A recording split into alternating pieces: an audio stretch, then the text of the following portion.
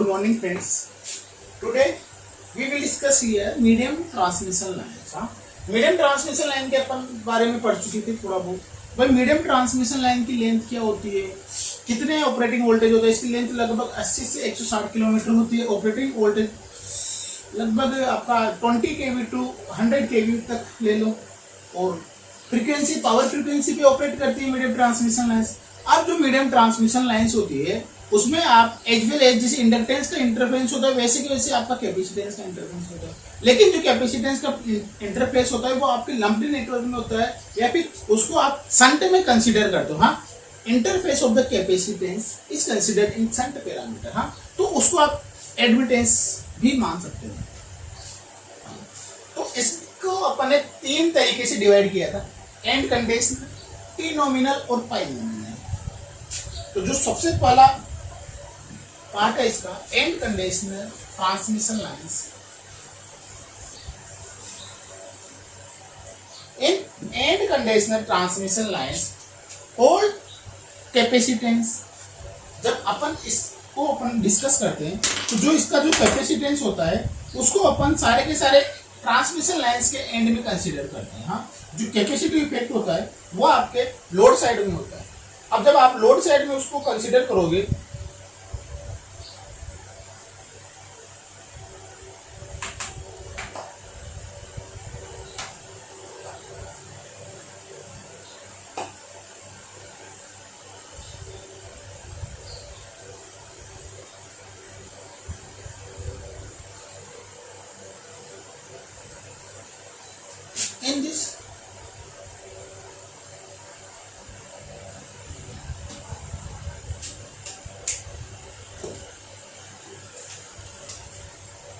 in this classification,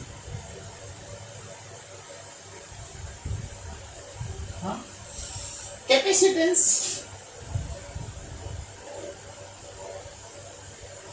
is considered as end of transmission line,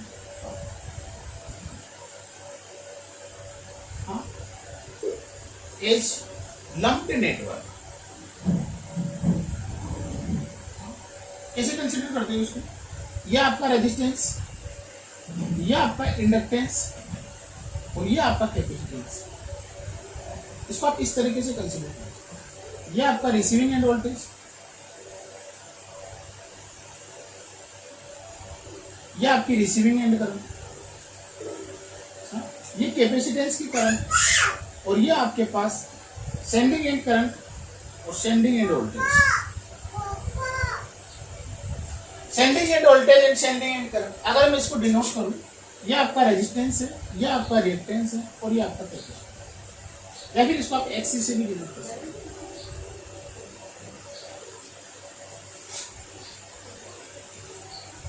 In this method, the total capacitance is lumped end of the transmission lines।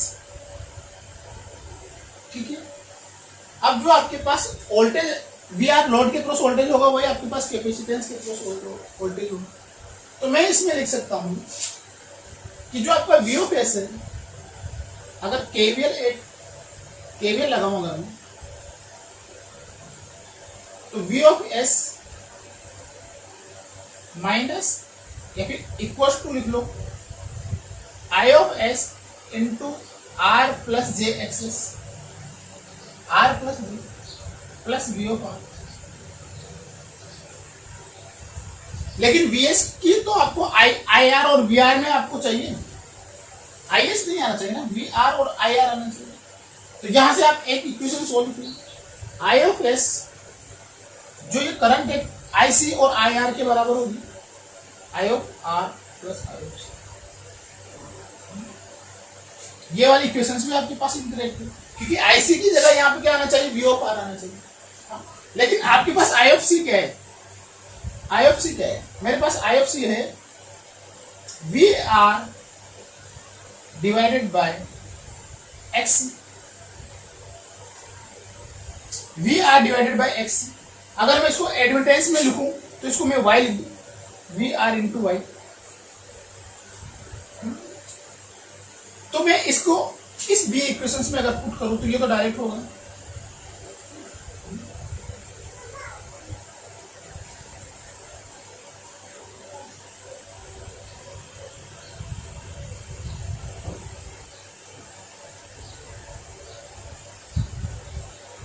I of S हो जाएगा आपके पास, IC को पहले लिख लो, y into V R plus I R, आ गया ये तो। I of S is the function of V R and I R. Second वाली इक्वेशन तो आ गए। फर्स्ट वाली इक्वेशन के लिए भी आप आई ऑफ एस की वैल्यू यहाँ रख दो।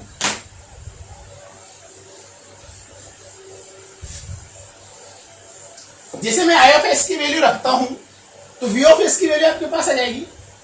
वी आर को मैं आगे ले लेता हूं, आई ऑफ एस की वैल्यू रखूंगा मैं वी आर इंटू वाई। हाँ, तो ये क्या हो जाएगा, इसको मैं जेड लिख दूं।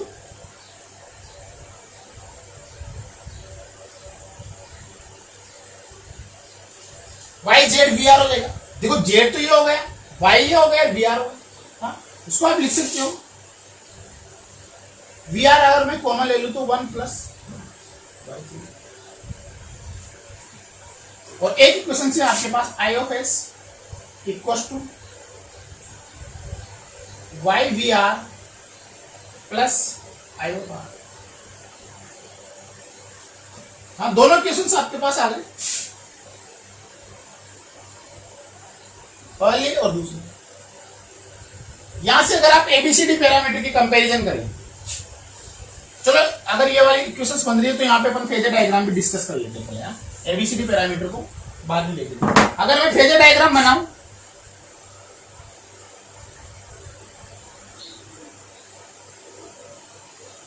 वी आर को एज ए रेफरेंस ले लेता हूं, ये वी ऑफ आर,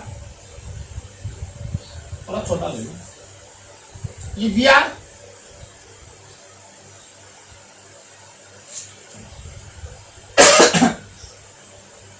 जो यहां पे आई आर होगा, आई आर इससे थोड़ा सा ले करेगा, चलो इसको थोड़ा सा और ले, आई आर। अगर वी आर इस वाले एंगल में है तो V R divided by J XC, V R divided by J XC इस वाले एंगल में 90 डिग्री लिख करेगा इस वाले एंगल आईसी। हाँ, तो मैं इस आईसी को यहां पे बनाऊं इस वाली डायरेक्शन में, तो मेरे को ये पता है कि आई आर प्लस आईसी किसके बराबर होता है, आई एस के। अगर मैं इसको थोड़ा सा और इसको ऐसे बना लेते हैं, ये वाला आपके पास क्या है, आई आर। अगर मैं आईसी को यहां बना लू ऐसे, तो ये क्या हो गया, आई आर प्लस आईसी किसके बराबर होगा आपके पास, आई एस। हाँ, अगर वी आर में मैं कौन सा ड्रॉप जोड़ू, I R into R plus J XS, तो ये तो आपके पास हो गया आई एस इंटू आर, और ये वाला ड्रॉप हो गया आपके पास आई एस इंटू एक्सेस, ये लगा दो, और ये आपके पास हो गया B O plus.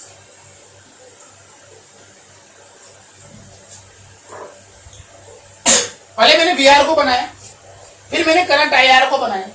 Current I R में मैं आईसी जोड़ू तो आई एस आ जाएगा आपके पास।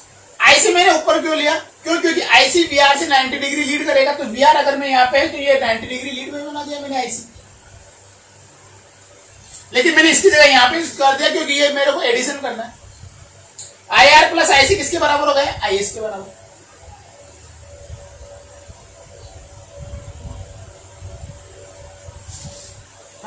आई एस की डायरेक्शन में आर के आई एस इंटू आर इधर ड्रॉप है, और आई एस इंटू एक्स भी ड्रॉप है, और टोटल मिला के वी ऑफ एस होगा। ये आपका फेजर डायग्राम बन गया लंप्ड नेटवर्क का या इसका। हाँ, चलो इसके बाद में अपन एबीसीडी पैरामीटर पे आते हैं। अगर दोनों इक्वेशंस को मैं एबीसीडी पैरामीटर की स्टैंडर्ड इक्वेशन से कंपैरिजन करूं, V S equal to A V R plus B I R, I of S equal to C V R plus D I R, A क्या हो जाएगा आपके पास 1 प्लस वाई जेड, बी क्या हो जाएगा अपने पास, बी है ही नहीं, सी क्या हो जाएगा अपने पास, डी क्या हो जाएगा अपने पास, फॉर सिमेट्रिक कंडीशन देखें अपन तो ए बराबर डी नहीं है,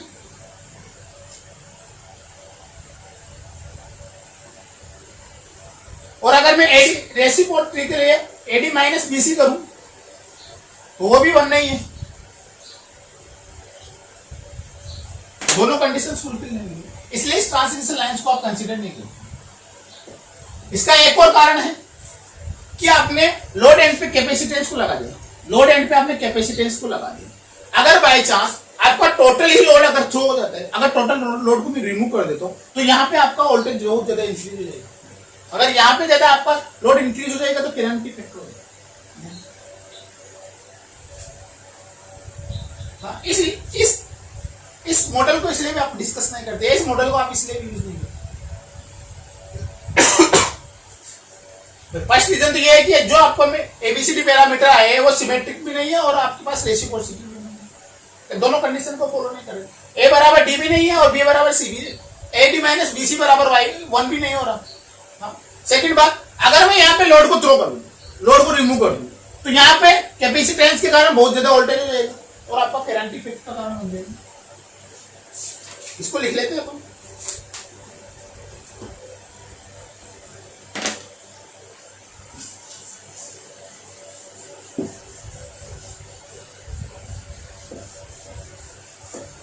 एक पॉइंट लिख लेते हैं अपन इसमें, लोड वाला। The difficulty in this system is, the difficulty in this system is difficulty in this system is a major portion of the load, a major portion of load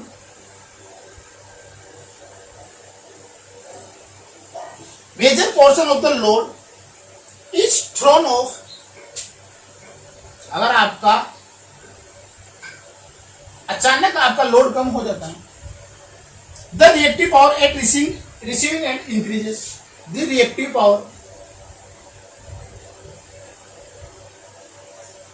at receiving end increases। क्यों होगी? क्योंकि क्यों increases हो जाएगी? क्योंकि वहां पे आपका कैपेसिटेंस लगा हुआ है तो वहां पे आपकी रिएक्टिव पावर इंक्रीज हो जाएगी। There is future pro speed by capacitance and, इसलिए इसको आप यूज नहीं करते। इसके कारण क्या हो जाएगा? रिएक्टिव पावर अगर आपकी रिसीविंग एंड पे इंक्रीज हो जाएगा, thereby receiving end voltage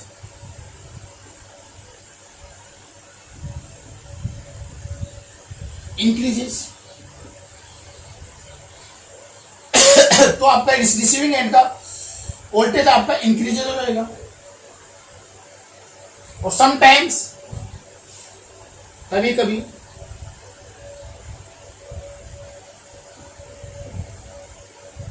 it will crosses sending end voltage।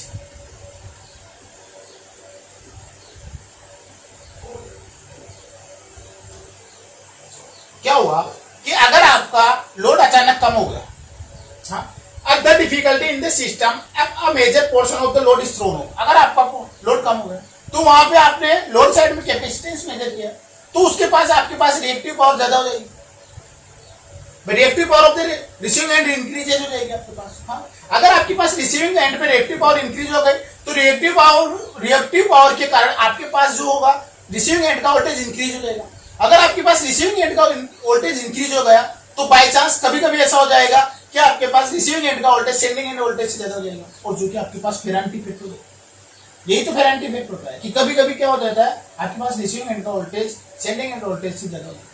हाँ, अगर मैं इसके फेजर डायग्राम में भी देखूं तो देखो, ये आपके पास आई आर थी, ये आपके पास आई ऑफ सी थी, और ये आपके पास आई ऑफ एस थी। Sending end current receiving end current से कम आ रहा है, सेंडिंग एंड करंट की वैल्यू रिसीविंग एंड करंट से कम आ रहा है। उसका भी एक मेजर पोर्शन होगी, मेजर कारण होगा।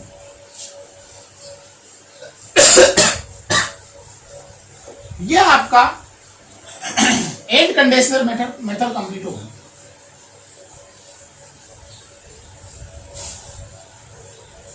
इसको आप ट्रांसमिशन लाइन के एनालिसिस के लिए यूज नहीं करते। इसका दोनों कारण मैंने आपको बता दिए।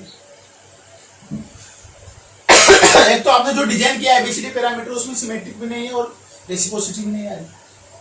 सेकंड, अगर आपका लोड अगर आपका टोटली थ्रो हो जाए या टोटली पार्शियल अगर उसका पोर्शन एक कम हो जाए या आप रिमूव हो जाए सिस्टम से, तो वहां पे आपकी रिसीविंग एंड पे रिएक्टिव पावर बढ़ेगी, रिएक्टिव पावर बढ़ जाएगी। रिएक्टिव पावर बढ़ जाने के कारण आपके पास वोल्टेज बढ़ जाएगा रिसीविंग एंड का, और वोल्टेज बढ़ जाने के कारण आपके पास करंट इफेक्ट प्रॉब्लम हो सकती है। ये फिर रिसीविंग एंड का वोल्टेज आपके पास कभी कभी क्या होगा, सेंडिंग एंड वोल्टेज से ज्यादा हो जाएगा।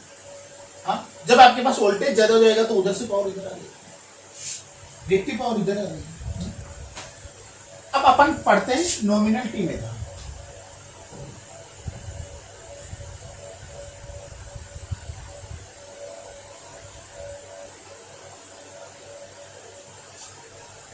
अगर मैं नॉमिनल टी मेथड की बात करूं तो सिंपल सा नॉमिनल टी मेथड है। आप इसमें क्या करते हो, आप इंपीडेंस को रेजिस्टेंस प्लस रिएक्टेंस, इंपीडेंस को आप दो पार्ट में बांट R/2 X/2। हाँ, और आप middle of the transmission line क्या क्या रिप्लेस करते हो, ट्रांसमिशन लाइन आप कैपेसिटेंस या एडमिटेंस आप शो, ये भी R/2 है, अगर मैं इसको Z/2 मान सकता हूँ, इसको भी Z/2 लगा सकता हूँ, और ये आपका एडमिटेंस है। यह आपका रिसीविंग एंड वोल्टेज, हाँ, ये आपकी रिसीविंग एंड करंट है, यह आपका सेंडिंग एंड करंट और सेंडिंग एंड वोल्टेज है। इस कैपेसिटर में मैंने करंट अज्यूम कर रखी है।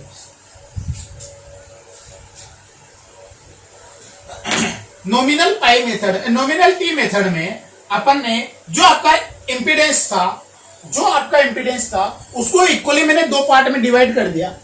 ट्रांसमिशन लाइन को मैंने इक्वली दो पार्ट में डिवाइड कर दिया, और mid of the transmission line मैंने क्या अज्यूम कर लिया, आपका टोटली एडमिटेंस, क्योंकि आप लंप्ड पैरामीटर डिस्कस कर रहे हैं।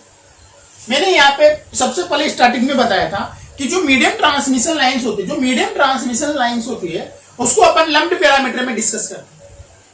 अपन लंप्ड पैरामीटर में डिस्कस करते हैं, एबीसीडी लंप्ड पैरामीटर में अपन डिस्कस करते हैं। हाँ? तो उसका अपन ने पहला मेथड पढ़ा एंड कंडीशनल, जो तो आपकी काम का नहीं, उससे तो आप डिस्कस नहीं कर सकते, उसमें तो कुछ डिफिकल्टीज आ रही है। सेकंड मेथड है आपका T method, nominal T method. अब नॉमिनल टी मेथड में आपने क्या किया, जो टोटल उसका रेजिस्टेंस था, टोटल उसका इंपीडेंस था, उसको आपने दो पार्ट में डिवाइड कर दिया, और mid of the transmission line आपने क्या शो किया, आपने पूरा का पूरा एडमिटेंस। ये नॉमिनल। अगर इसको आप लिखना चाहो तो लिख सकते हो, इन this method total line charge capacitance is placed in this method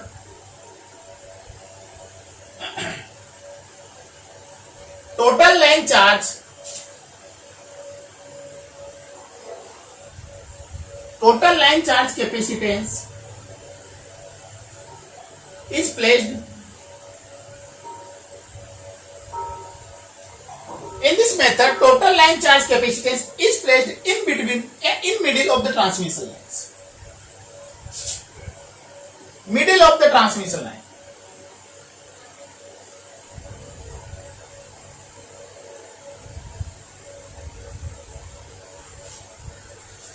ठीक है, इसके मिडिल में मैंने पूरा का पूरा आपका पास एडमिटेंस को कंसीडर कर लिया। हाँ, मैं इस वाले वोल्टेज को कंसीडर कर लेता हूं V(1),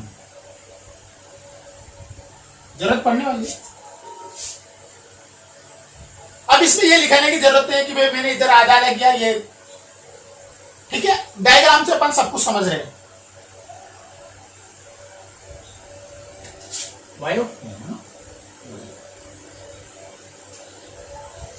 अब एक केवीएल लगाता हूं, किधर लगाए अपन, सबसे पहले केवीएल एट आउटपुट।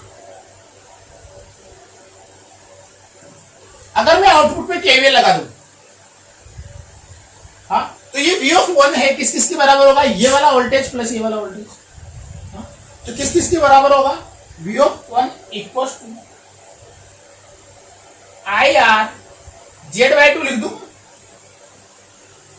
दोनों की मिला के, प्लस V(R). लेकिन ये तो V(M) है, V(S) थोड़ी के, सेंडिंग एंड का वोल्टेज थोड़ी के। अगर यहाँ IR VR भी आ रहा है, लेकिन ये तो सेंडिंग एंड वोल्टेज थोड़ी के, ये तो V(M) है। हाँ?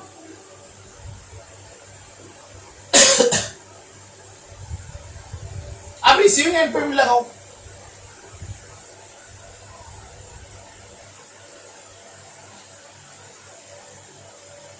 अब रिसीविंग एंड पे भी लगाओ। अगर मैं रिसीविंग एंड पे लगाता हूं तो VS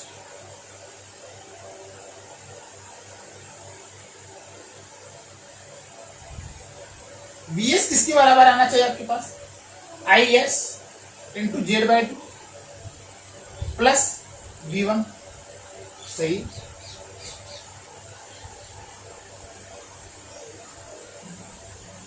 I S V Z by two into V1, ये वाला वोल्टेज इस वाले वोल्टेज प्लस इस वाले वोल्टेज के बराबर आना चाहिए, सही लिखा।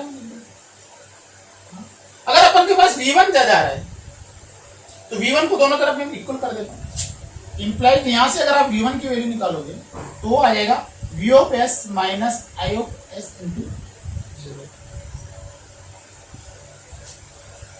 चलो एक और देख लेते हैं, I ऑफ S किस किसकी बराबर आ जाएगी आपके पास, I ऑफ S है आपके पास ये वाली करंट, आपके पास ये वाली करंट प्लस इस वाली करंट के बराबर,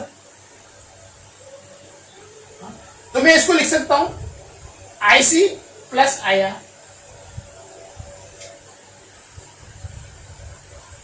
यहां से मैं IC की वैल्यू भी निकाल सकता हूं, V1 इंटू I,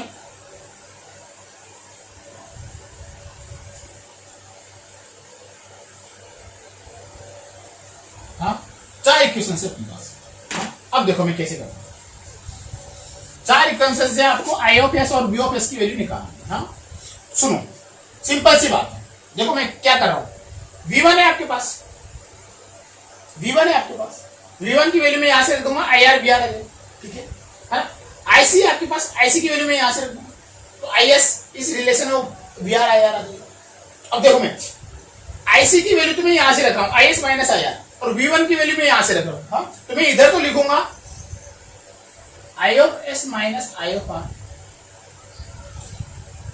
यहां से मैंने रखी इस वाली इक्वेशन को मैंने लिख दिया I of C equal to I of S minus I of R। Simple है, कोई ऐसा मैंने कुछ भी नहीं किया। अब मैं IC की वैल्यू तो ये रख दी, ये वाली वैल्यू तो मैंने ये रख दी, और V1 की वैल्यू मैं यहां से रख दी इक्वल टू V1 मतलब Y से तो मल्टीप्लाई हो रहा है, V1 की वैल्यू आपके पास V of R plus IR Z by, ठीक है।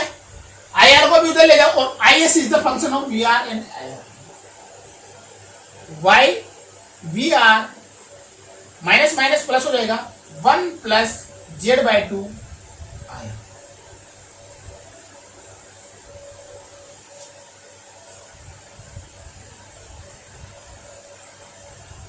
हाँ सॉरी ये y भी आएगा यहाँ पे ना, इसको मैं पूरा लिख देता हूँ 1 plus Y Z by two into,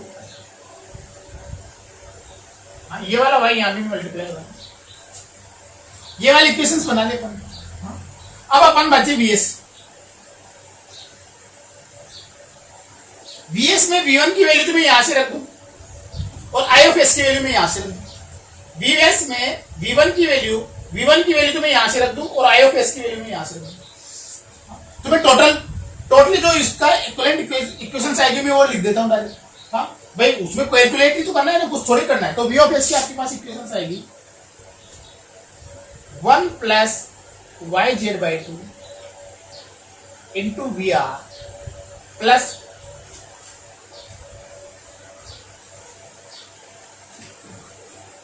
1 plus Y Z by two into VR plus 1 plus Y Z by four.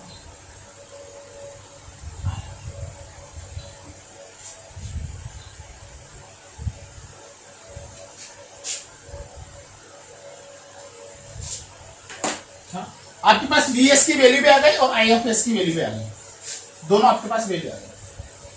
तो अगर मैं यहां से इसको कंपेयर करता हूं ABCD पैरामीटर से, तो यहां से A की वैल्यू तो आ जाएगी आपके पास 1 plus Y Z by two, VS बराबर A VR plus B IR, तो B की वैल्यू आपके पास आ जाएगी Z 1 plus Y Z by two 1 plus Y Z by four, C की वैल्यू आ जाएगी आपके पास Y, और D की वैल्यू आपके पास आ जाएगी 1 plus Y Z by, A और डी दोनों बराबर है, सिमेट्रिकल है।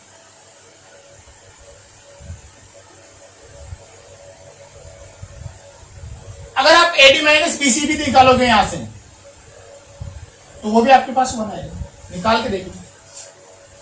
एडी माइनस बीसी भी अगर आप यहां से निकालोगे तो वो भी 1 आएगा आपके पास।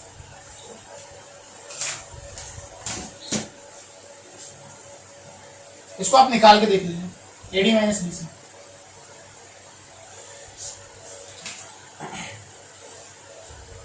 ठीक है, अब मैं थोड़ा सा इसका फेजर डायग्राम भी डिस्कस कर लेते हैं। अपन इसकी फेजर डायग्राम पे भी चलते हैं।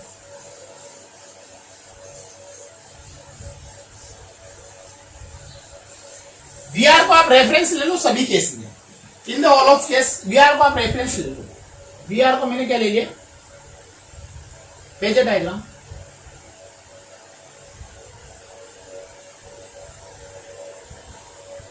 वीआर को मैंने क्या ले लिया आपके पास, रेफरेंस ले लिया। अगर आपने वीआर को रेफरेंस ले लिया तो इससे सम एंगल पे आपको क्या आ जाएगी, आया। इसके कुछ एंगल पे आर आ जाएगी। देखो वीआर है, VR into Z by two, I R by two into ये आई आर बाई टू और ये आई एक्स बाई टू। हाँ, ये वाला वैल्यू हो जाएगी आपकी V1, ये वाली V1। हाँ, अगर V1 इस डायरेक्शन में है, अगर आपके पास V1 इस डायरेक्शन में है तो V1 डिवाइडेड बाई एक्स, ये इस कुछ इस डायरेक्शन में होगा, इस डायरेक्शन में। तो मैं इसमें यहाँ पे कुछ ना कुछ आपके पास करंट को जोड़ूंगा। जब ये आपके पास आईओसी करंट को जो अब अगर मैं जोड़ूंगा तो ये कौन सी करंट आने वाली है आपके पास, आईओसी। इस केस में भी देखो सेंडिंग एंड करंट आपका मैग्नीट्यूड आपके पास रिसीविंग एंड करंट से कम आ रहा है। भाई V1 इस डायरेक्शन में तो इससे 90 डिग्री पे आपकी आईओसी आने वाली है। तो मैं थोड़ा सा पैरेलल में है ऐसे, थोड़ा सा इसी तरह से बना लेते हैं। ये आपका आई आर है और ये आपकी आईसी है और ये आपकी आई एस। ठीक है, आई एस आ गया आपके पास। तो आई एस इंटू, सॉरी यहां पे आई एस है, I S into Z by two, I S into R by two, इसके पहले plus I S Z by two X by two, ये किसके बराबर हो जाएगी आपके पास, ये आ जाएगी आपके पास। ये आपका फेजर डायग्राम बन गया। ये V1 है, ये VS है और ये VR है। अगर इसका एंगल भी अगर आप लिखना चाहो तो ये तो आपका फाई आर हो जाएगा, ये वाला टोटल ये तो हो जाएगा आपके पास फाई आर। इसको आप कुछ भी ले लो और ये हो जाएगा आपके पास IS और BS के बीच का एंगल फाई एस। ये वाला एंगल आप डे ले लो, लोड एंगल, इनपुट वोल्टेज और आउटपुट वोल्टेज के बीच का एंगल। ठीक है, चलो अगर मैं इसमें एफिशिएंसी की बात करता हूं, अगर मैं इसमें एफिशिएंसी की बात करता हूं तो एफिशिएंसी क्या हो जाएगी आपके पास, output divided by output plus losses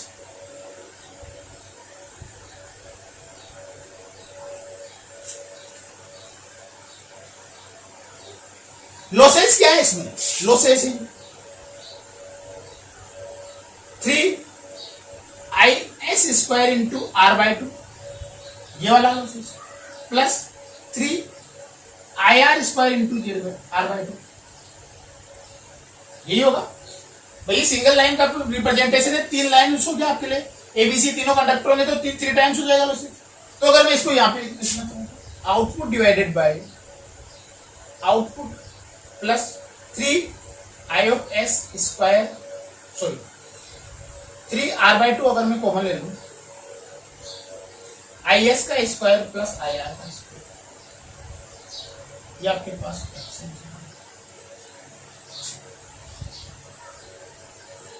अगर मैं वोल्टेज रेगुलेशन की बात करूं,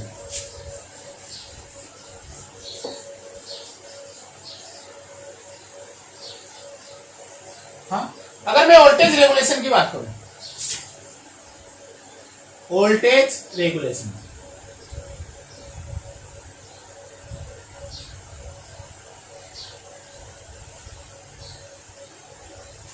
अगर मैं इस सर्किट में वोल्टेज रेगुलेशन की बात करता हूं, हाँ, तो अपने पास सबसे पहले अपन वीओ पेस देख लेते हैं।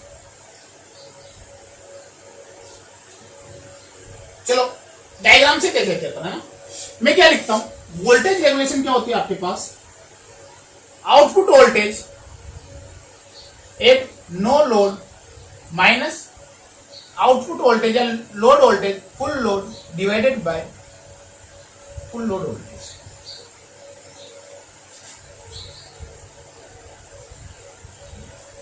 अगर मैं यहां पे नो लोड लगाऊंगा तो आईआर आपके पास जीरो देगा, आईआर जीरो देगा, तो आईआर जीरो देगा तो ये वाला वोल्टेज इसके पास है, हाँ? तो output voltage V R at no load क्या होगा आपके पास, वीओ के बराबर है।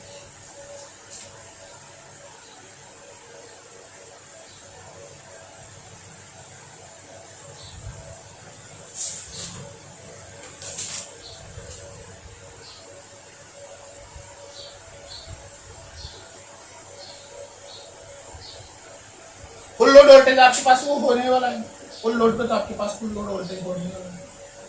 तो वोल्टेज रेगुलेशन क्या जाएगी आपके पास, V1 माइनस वी रेटेड,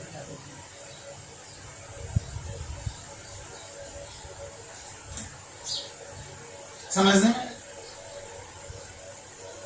भाई, मैंने परसेंटेज वोल्टेज रेगुलेशन की बात की है, तो मैं बताता हूँ कि voltage at no load, voltage at full load, voltage at full load. अगर मैंने लोड नहीं लगा रखा है, यहाँ पे आईआर की वैल्यू जीरो है, तो यहाँ का वोल्टेज और यहाँ का वोल्टेज सेम हो जाएगा, तो वो V1 के बराबर हो जाएगा, मैंने कंसीडर कर रखा था। फुल लोड लगा रखा है तो लोड लगा रखा है तो यहाँ पे करंट आएगी, आईआर करंट आएगी, इसमें भी करंट आएगी, इसमें भी करंट आएगी, तीनों में करंट आएगी आपके पास, तीनों में करंट आएगी तो यहाँ पे कुछ वोल्टेज आएगा, यहाँ पे कुछ वोल्टेज आएगा, यहाँ पे कुछ वोल्टेज, तो यहाँ पे कुछ ना कुछ रेटेड वोल्टेज आएगा, तो वही रेटेड वोल्टेज मैंने मान रखा है, ठीक है। यह आपका नॉमिनल टी मेथड कंप्लीट होता है, nominal T configuration is finish.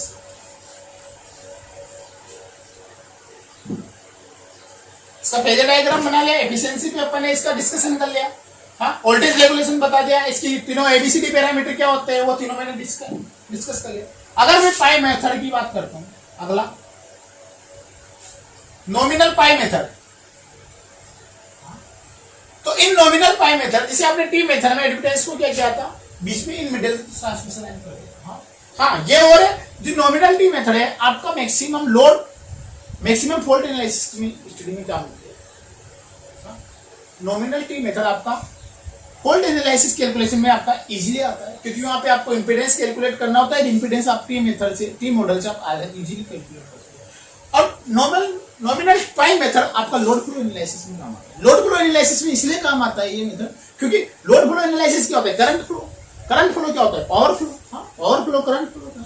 तो करंट फ्लो निकालने के लिए आपको एडमिटेंस का दोनों एंड पे अगर आपके पास वोल्टेज है, दोनों एंड के पास अगर रिसीविंग एंड वोल्टेज पे या sending end voltage, receiving end voltage, अगर आपके पास वोल्टेज गिवन है तो उसके बीच में अगर आपको एडमिटेंस पता है तो आप करंट निकाल सकते हो, करंट निकाल सकते हो तो आप पावर निकाल सकते हो। तो ये वाला मेथड आपके लोड फ्लो एनालिसिस में काम आता है।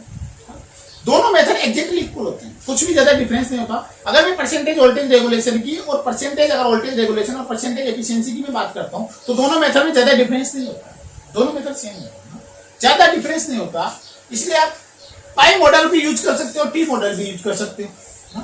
पाई मॉडल में आप क्या करते हो, जिसे आपने टी मॉडल में इंपीडेंस को डिवाइड किया था, टी मॉडल में अपन इंपीडेंस को डिवाइड कर देते थे two equal parts. Pi model में आप एडमिटेंस को इक्वली पार्ट में डिवाइड कर दोगे, एक आप लोड साइड लगा दोगे, एक आप सोर्स साइड लगा दोगे। कैसे करते हो, ये आपने पाई बना दी, यह आपका रेजिस्टेंस है, यह आपका इंडक्टेंस और यह आपका एडमिटेंस है।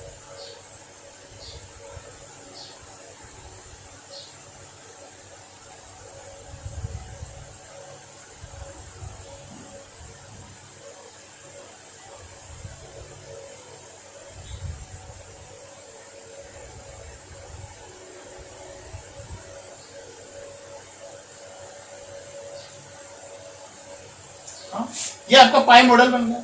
ये वाली करंट आपके पास रिसीविंग एंड पे करंट होगी तो इसको मैं आई आर बोल देता हूँ। इस वाले वोल्टेज को मैं वी ऑफ आर बोल देता हूँ, इस वाले वोल्टेज को मैं वी एस बोल देता हूँ, और ये वाली करंट आपके पास आई करंट चलेगा। इस वाली करंट की वैल्यू में कुछ डाल देता हूँ आई वन। यह आपके पास आर है, यह आपके पास एस, यह आपके पास y/2 है, ये भी आपके पास y है। ये आपका नॉमिनल पाई मेथड है। अगर इसमें डेफिनेशन लिखना चाहो तो लिख लो। In this method the total line charging admittance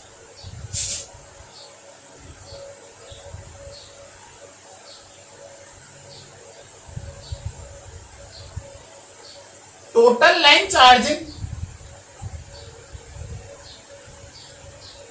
charging admittance in this method total line charging admittance is made into two halves.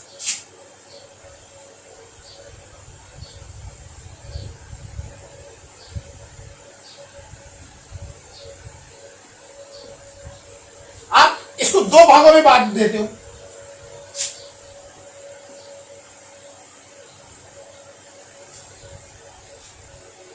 each half is connected.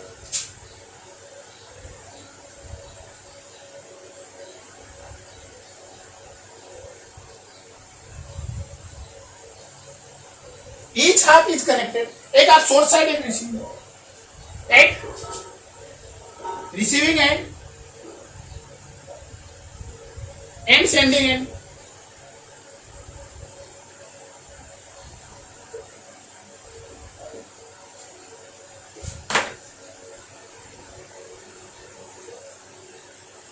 It forms physical shape is fine. It forms कैसे बन जाता है ये physical shape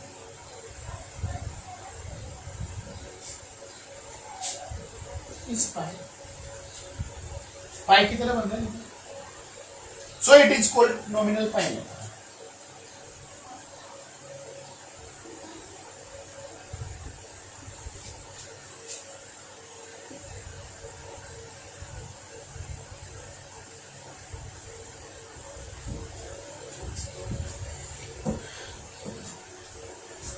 हाँ, क्या बोला अपन ने, क्या डिस्कशन किया कि आपने एक ट्रांसमिशन लाइन, उसका जो इम्पीडेंस है जेड आर और एक्स, इसको तो आपने कुछ भी नहीं किया, लेकिन जो उसका एडमिटेंस है उसको आपने दो पार्ट में डिवाइड करके एक तो रिसीविंग एंड पे शो कर दिया एक पार्ट, और एक पार्ट आपने सेंडिंग एंड पे शो कर दिया। इस तरह से आप पाई का शेप बन गया। पाई ऐसे लिखती हो, अगर इसको मिटा दो तो पाई है। हाँ, तो इसको आपने बोला कौन सा मेथड, पाई नॉमिनल पाई मेथड। ठीक है, अब इसके बारे में अपन डिस्कस करते हैं। अब ये तो मैं लिखूंगा नहीं कि भाई ये आईआर करंट है, ये आईएस करंट है, ये आईसी करंट है, ये आईसी1 करंट है, आईसी2 करंट है। ये तो खुद आप समझदार हो। इसमें मैंने करंट ले अज्यूम कर लेता हूँ आईसी1, इसमें अज्यूम कर लेता हूँ आईसी। इसमें लिखने की कोई जरूरत नहीं है। डायग्राम बना हुआ है, उससे अपना सब कुछ समझने में आ रहा है। हाँ? चलो, अगर आपको पाई मेथड यूज करना है, पाई मेथड अगर आपको कैलकुलेट करना है, तो सबसे पहले पाई के लिए नोडल एनालिसिस सबसे बेस्ट होता है, जिसे अपन ने टी के लिए केवीएल लगाना अच्छा रहता है। ऐसे तरह से इस तरह नोडल एनालिसिस, अगर आप केवीएल भी लगाना चाहते हो तो केवीएल लगा सकते हो, कोई प्रॉब्लम नहीं है, केवीएल भी आप लगा सकते हो। चलो देखिए, मैं केवीएल लगा लेता हूँ। पहले एक बार मैं केवीएल लगाता हूँ, यहां से केवीएल लगाता हूं मैं इस वाले लूप में। ये वाला वोल्टेज वीआर वोल्टेज यही होगा, वीएस वोल्टेज यही होगा। हाँ, तो मैं लिखता हूं V of S equal to, ये वाली करंट आई है तो V R plus I one into Z लिख लेता हूं मैं इसमें। इन दोनों का फॉर्म में जेड लिख लेता हूं। हाँ, ये लिख लिया अपन ने। अब इसके बाद में अपन I1 है, IR नहीं है, IR नहीं है। अगर IR होता तो अपने पास डायरेक्ट इक्वेशन बन जाती है। I1 है, नॉट IR, I1 है, I1। हाँ, अगर IR होता तो अपने पास डायरेक्ट इक्वेशन बन जाती है ABCD पैरामीटर की। चलो नहीं है तो देखते हैं अपन क्या करेंगे। मैं यहाँ पे नोडल लगा दूं, यहाँ पे मेरे को पता है आई ऑफ एस किसके बराबर है। एक तो I1 current incoming current equal to outgoing current, I1 current भी आउटगोइंग है और IC1 करंट। IC1 करंट को मैं लिख सकता हूं वोल्टेज डिवाइडेड बाय इंपीडेंस। हाँ, तो इसको मैं लिख सकता हूं I1 प्लस वोल्टेज क्या है यहाँ पे सेंडिंग वोल्टेज और वाई।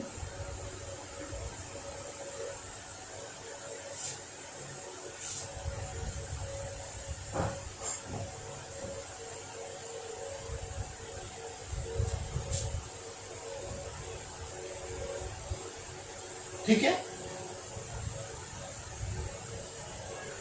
अगर मैं यहां पे भी लगाऊं तो एक केवीएल यहां पे भी लगा सकता हूं। I1 equal to IC2 plus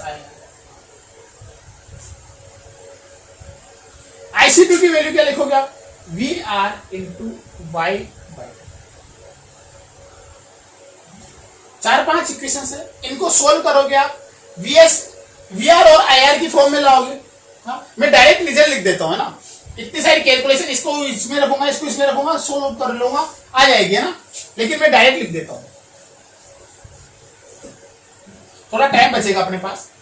V of S इसकी वैल्यू आएगी आपके पास 1 plus Y Z divided by 2 into VR plus Z IR। I of S की वैल्यू आएगी आपके पास 1 plus Y Z by 4 y into VR plus 1 plus Y Z by.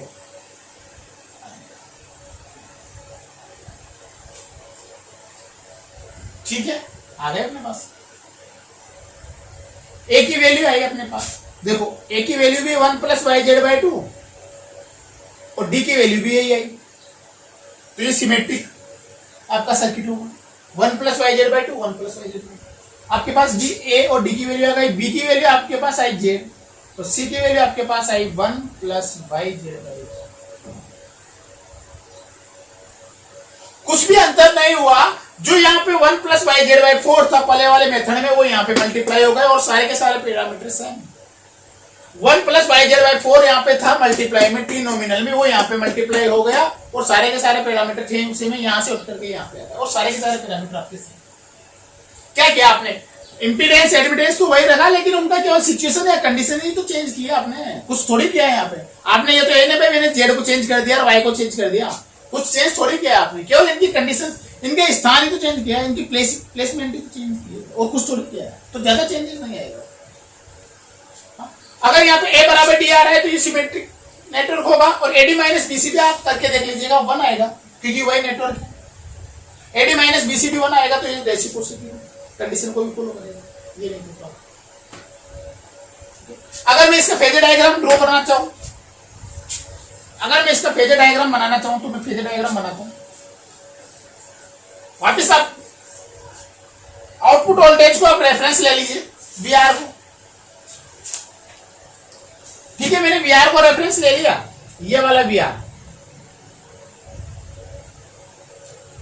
हाँ, VR से कुछ करंट ले करेगी आया, ये वाला करंट।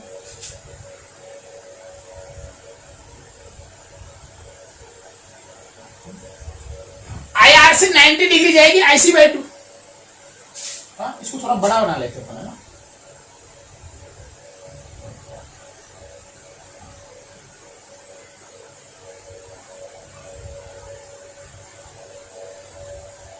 IR से 90 बाई 2 जाएगी ये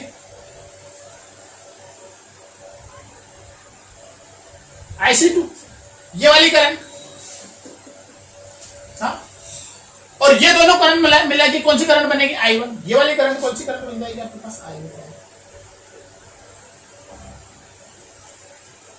अगर I1 में मैं J ड्रॉप ऐड कर देता हूं तो VS आ जाएगा आपके पास। अगर मैं I1 में क्या कौन सा ड्रॉप ऐड कर देता हूं VR में, ये I1 R और ये I1 X, ये अगर ड्रॉप मैंने ऐड कर दिया तो क्या आ रहा है आपके पास VS। वी ऑफ एस तो आएगा, लेकिन आपके पास आई ऑफ एस नहीं आया अभी तक। हाँ, वी ऑफ एस से 90 डिग्री आपके पास ऊपर आएगी आई सी। ये वाला वी ऑफ एस से इधर आएगी, तो इसको थोड़ा सा ऐसे टिल्ड बना लो, और ये वाली करंट आपके पास रहेगी।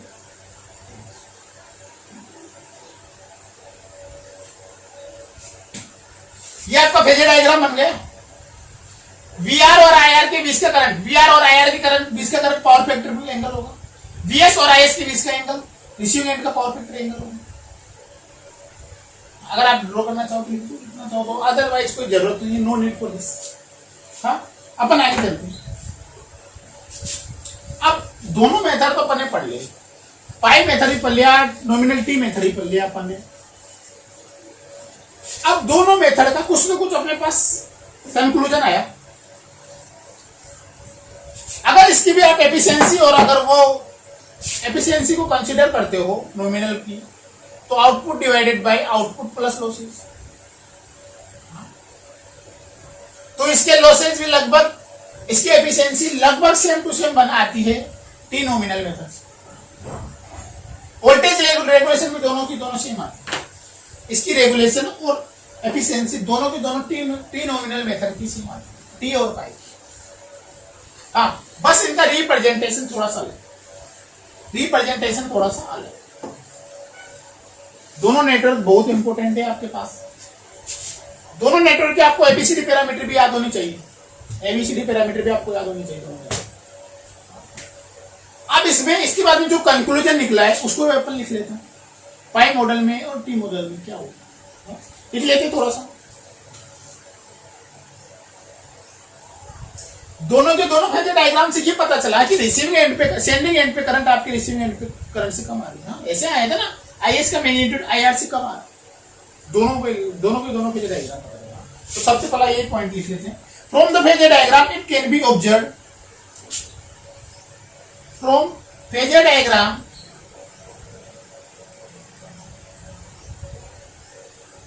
It can be conclude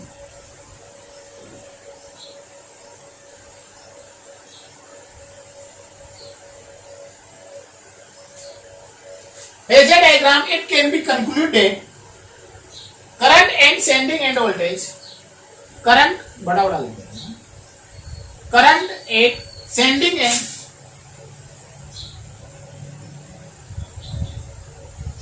is less than receiving end current।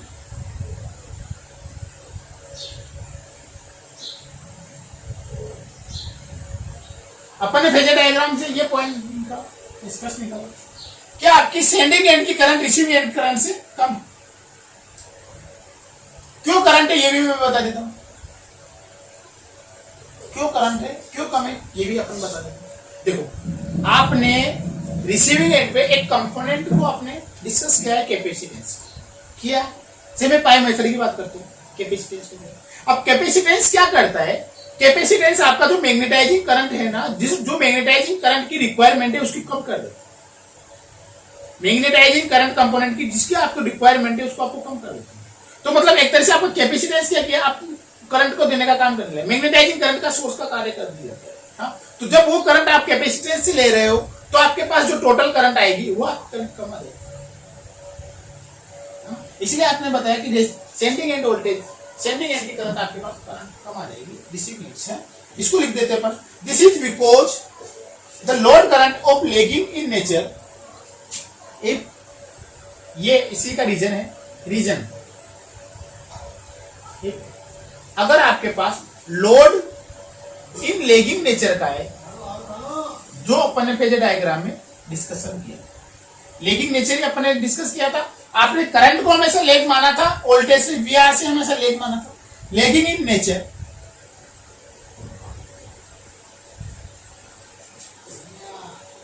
हाँ, दैट मीन्स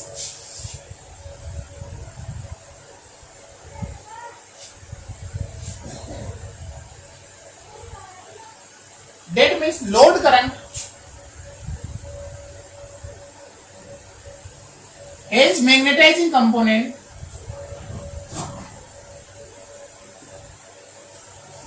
of current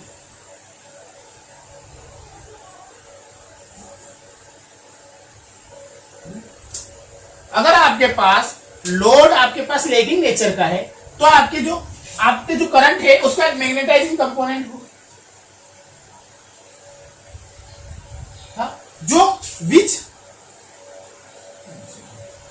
जो कि आपका किसके द्वारा कंपनसेट हो जाएगा, जो which is compensated by line charging current, which is compensated by line charging current, जो आपका कंपनसेट हो जाएगा किसके द्वारा, लाइन चार्जिंग करंट। अगर आपका लोड की करंट का कुछ कंपोनेंट को अगर लाइन चार्जिंग करंट कंप्लीट कर देती है तो वहां पे आपकी करंट कम हो जाएगी,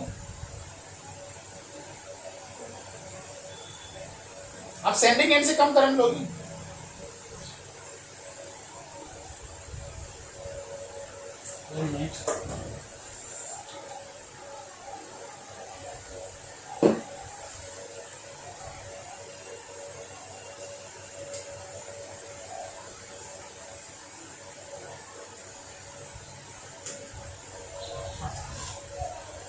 That means load current has magnetizing component of current which जो कि कंपनसेट हो जाएगा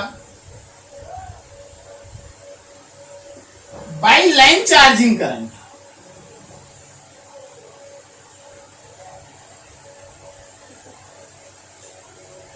which is the compensated by line charging current, जो लाइन चार्जिंग करंट कंपोनेंट से क्या हो जाएगा, कंपनसेट हो जाएगा, जिससे क्या हो जाएगा, रिजल्टेंट कंपोनेंट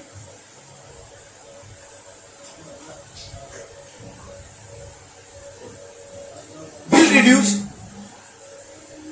आपका रिजल्टेंट कंपोनेंट कम हो जाएगा या डिक्रीज हो जाएगा, thereby overall magnitude of the current is decrease, thereby overall current overall magnitude of current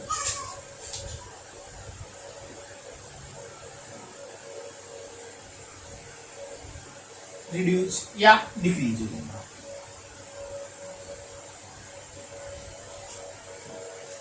ठीक है, समझते हैं क्या हुआ, देखो 90% जो आपके पास लोड्स होते हैं वो लेगिंग नेचर की होता है, हाँ ये अपने को पता है।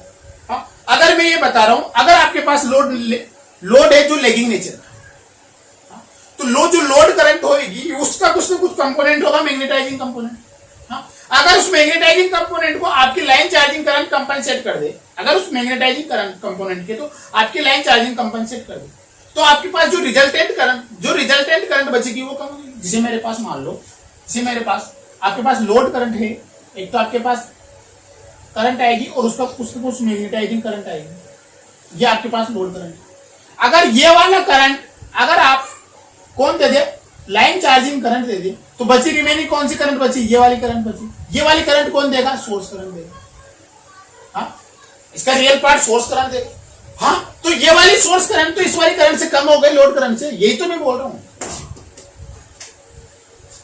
यही कंपनसेट है। अगर आपका पावर फैक्टर लीडिंग नेचर का हो, हाँ जो तो आपके पास बहुत कम पावर फैक्टर मिलता है, तो भी डिस्कस कर लेते हैं दोनों केस के लिए भैया, पी मेथड के लिए भी पाई मेथड के लिए, दोनों में आपके पास करंट एक सेंडिंग एंड वोल्टेज पे कम हो रही है। अब अपोजिट हो जाएगा आपके पास, अब आपके पास करंट सेंडिंग एंड पे ज्यादा हो जाएगी, रिसीविंग एंड से। If the low power factor is leading in nature, power factor is leading in nature, अगर आपका पावर फैक्टर लीडिंग नेचर का है, हाँ अगर आपका पावर फैक्टर लीडिंग नेचर का है, इट है charging component is strength, it has charging component strength, इसके पास खुद की चार्जिंग करंट की रिक्वायरमेंट बहुत ज्यादा होगी, then overall imaginary component is increases, then overall imaginary component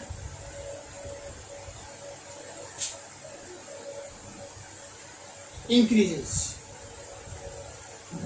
आपका इमेजिनरी कंपोनेंट बहुत ज्यादा होगा, then magnitude of current also increases.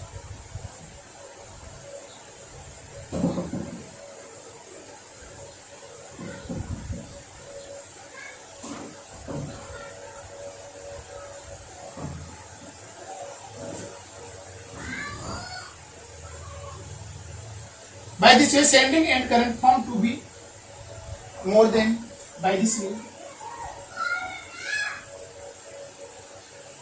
Sending end current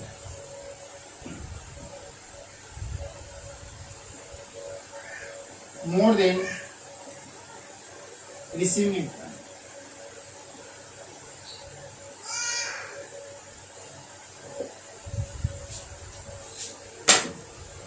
second point बताया, अगर आपका लोड क्या है, लीडिंग नेचर का है, हाँ, आपके पास लीडिंग नेचर का कोई लोड, तो देखो आपके पास ट्रांसमिशन लाइंस में भी जो लीडिंग करंट आ रही है, ये भी आपके पास लीडिंग कर लेगा, तो वो भी दोनों करंट कंपोनेंट बढ़ गया, तो दोनों रिसीविंग एंड पे और करंट कंपोनेंट की इंक्रीज हो जाएगी।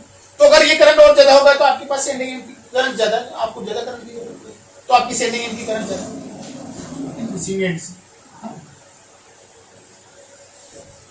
ये पहला पॉइंट था अपने पास।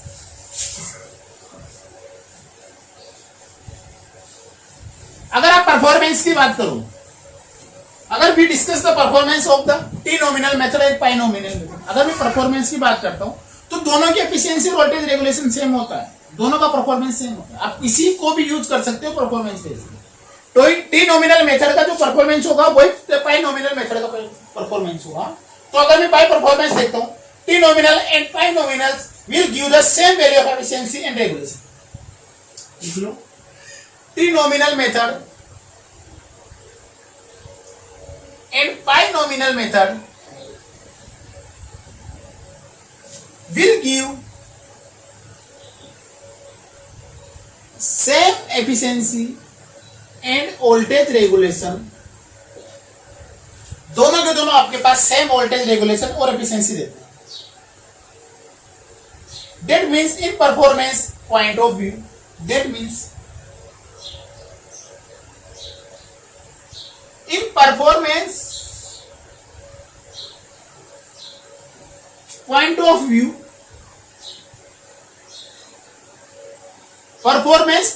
view, there are no difference in both networks. There are no difference, कोई डिफरेंस नहीं है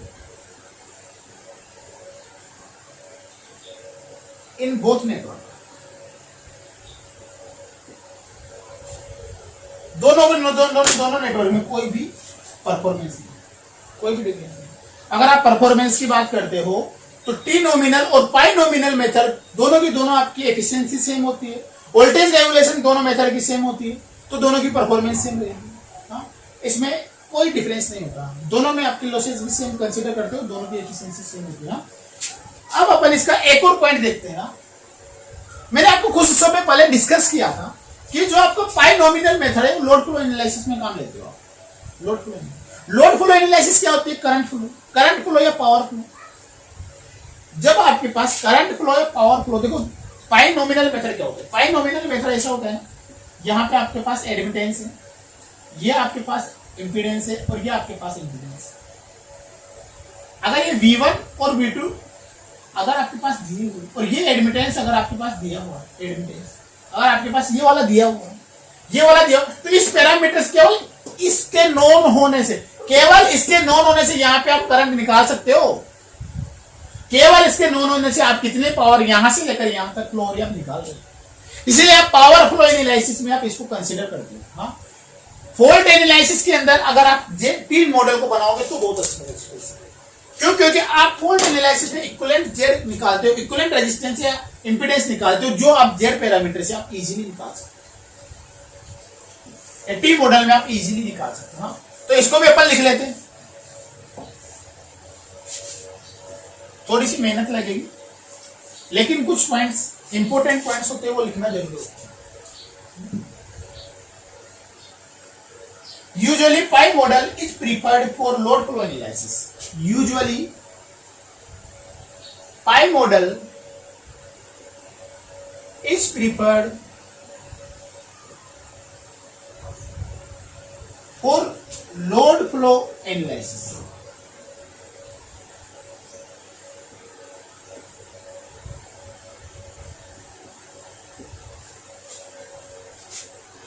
पाई मॉडल का लोड फ्लो एनालिसिस के लिए प्रीफर करते हैं.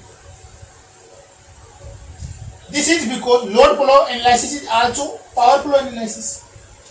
This is because load flow LFS लिखेगा. Load flow analysis is power flow analysis. Load flow is power flow. भाई लोड फ्लो क्या होगा? पावर फ्लो ही तो होगा. Power flow analysis.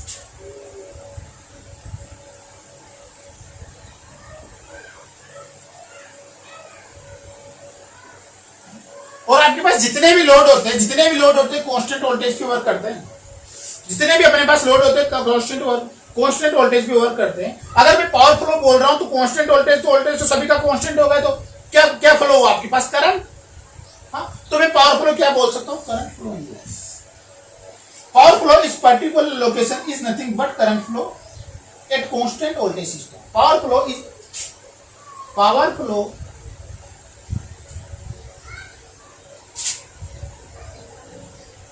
to a particular system.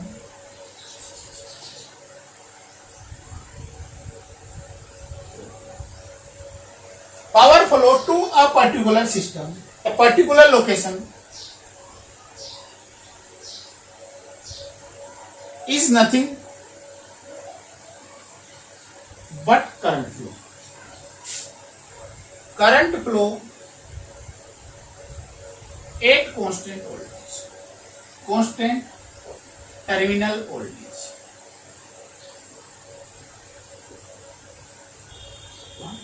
भाई डेफिनेशन में लिखा है, मैंने कुछ भी नहीं लिखा.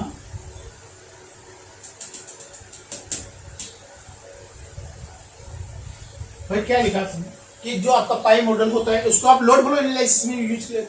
हाँ, लोड फ्लो क्या होता है? Power flow. लोड फ्लो क्या होता है? Power flow analysis. Power flow क्या? अगर आप करंट का वोल्टेज को अगर सिस्टम के वोल्टेज को अगर आपने कांस्टेंट बना दिया तो पावर फ्लो क्या होगा आपके पास? Current flow analysis. यही मैंने लिखा. Power flow to a particular location is nothing but current flow at constant voltage. और आपके पास सारे के सारे जितने भी लोड होते हैं वो सारे के सारे किस पे वर्क करते हैं? आपके पास कांस्टेंट टर्मिनल. चलो थोड़ा सा लिख लेते हैं. और जो मैंने बताया था कि current flow at two different location also depends upon admittance. हाँ, लिख लेते हैं. Current flow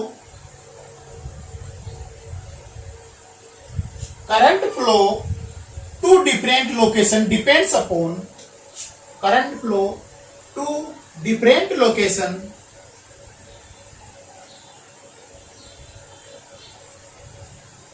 depends on. किस पे डिपेंड्स करेगा? On admittance of this. या equivalent admittance depends upon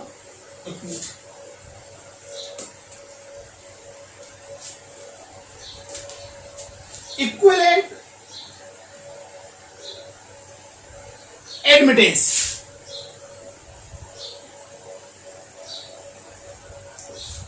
current flow दो डिफरेंट लोकेशन पे किस पे डिपेंड करता है? एडमिटेंस. और एडमिटेंस अगर आप पाई मॉडल यूज करोगे तो उसका कैलकुलेट करने में आपके पास इजीली रहेगा.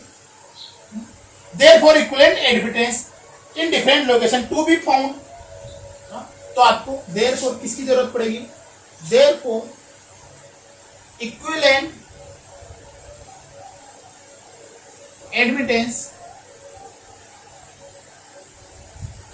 Of two different location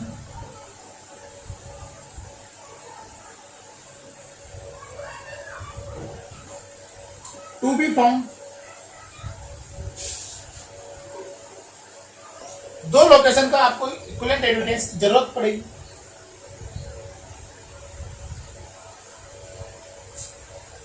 That is existing network must be turned into the admittance network.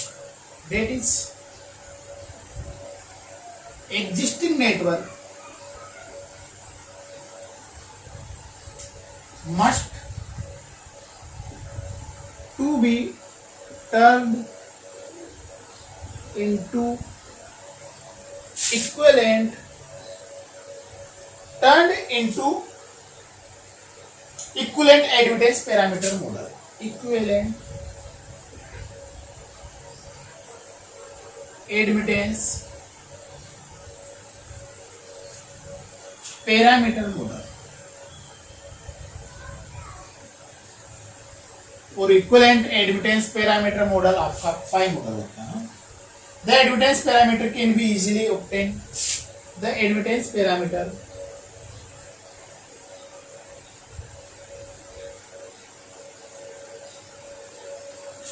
Can be easily by pi model can be easily obtained by obtain लिखो ना obtain पाई मॉडल, इसलिए आप इसको pi model, ये आपका pi model है। T model के बारे में भी अपन लिख लेते हैं।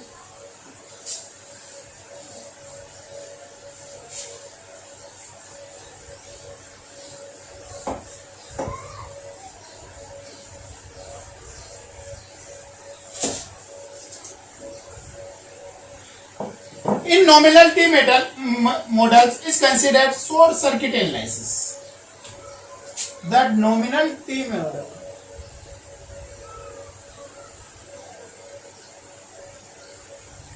is considered to short circuit analysis. T model को आप किसमें यूज करते हो? शॉर्ट सर्किट एनालिसिस के, बिकॉज द फॉल्ट करंट या fault level are depend upon, because क्यों? The fault current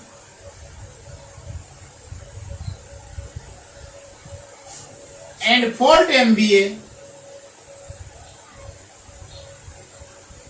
fault current and fault MVA depends upon equivalent, एक default level भी लिख सकते हो उसको, depends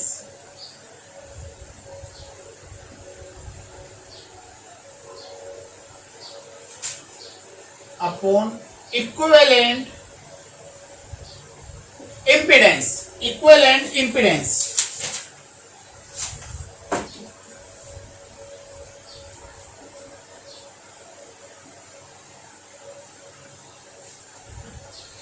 Therefore, it is necessary to obtain equivalent parameter at different locations. Therefore, it is necessary to obtain equivalent impedance parameter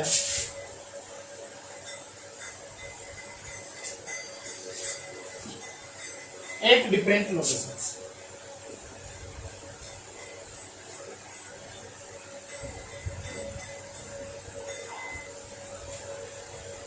The impedance parameter can be easily by T model. Impedance parameter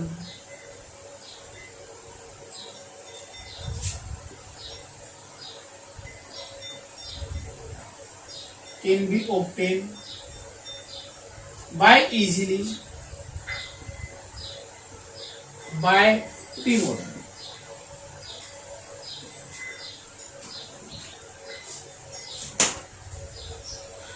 The nominal T method या nominal T model is considered as short circuit analysis because of fault current and fault MVA depend upon the equivalent impedance.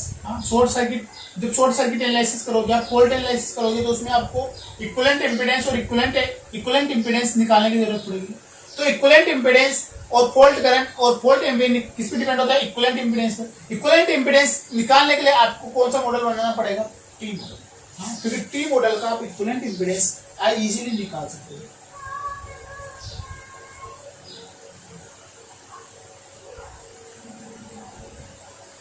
अगर आप general purpose में use करो तो general purpose में अपन pi model को use कर सकते हैं।